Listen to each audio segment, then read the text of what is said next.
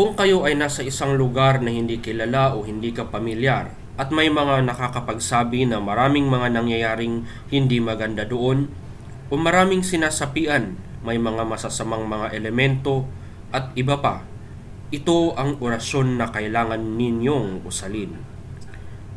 Unang-una, kumuha ng mga petals ng kahit na anong bulaklak. Kadalasan sa ganitong orasyon ay ang petals ng rosas o rosal. Habang inuusal ang orasyon, isaboy sa daan ang mga petals ng bulaklak. Haec petala, pone ut nos salvet, ab iniura et malo nos defendat, angeli, que exaudiunt orationem meam, serva nos ab injuris. Kapag nasabi na ninyo ang orasyon na ito habang sinasaboy ang mga petals ng bulaklak, ay magdasal ng sariling panalangin kagaya ng proteksyon o poderan ng Panginoon sa lahat ng mga bagay na masasama sa lugar na yun.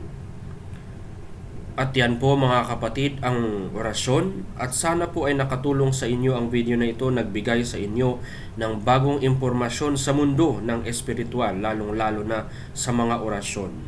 Ito pong muli ang inyong kapatid at kababayan, Misyonaryo Ellen K. nagsasabi sa inyo, Pax et Bonum mga kapatid.